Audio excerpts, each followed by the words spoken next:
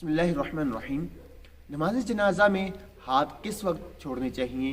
क्या हाथों को जो है सलाम के वक्त छोड़ना चाहिए या चौथी तकबीर कहते सरी हाथों को छोड़ देना चाहिए?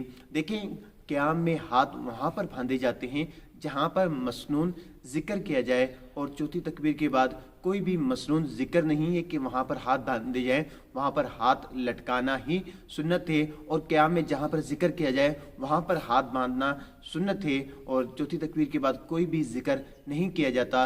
और खुलासतुल फतावा में है कि चौथी तकबीर के बाद हाथों को छोड़ दिया जाएगा, क्योंकि इसके बाद ज़िक्र बाकी नहीं है। और मुफ्ती अमजद अली आज़मी रहमतुल्लाहि ताला अलैह से पूछा गया कि क्या चौथी तकबीर के बाद जो है हाथों को बांधा रहना चाहिए या सलाम के वक्त हाथों को छोड़ना चाहिए, ये सलाम से पहले? तो आप रहमतुल्लाहि ताला अलैह ने इरशाद फरमाया कि जब चौथी तकबीर कह ली जाए तो उस वक्त हाथों को छोड़ा जाए, कि उस वक्त ज़िक्र बाकी नहीं रहता।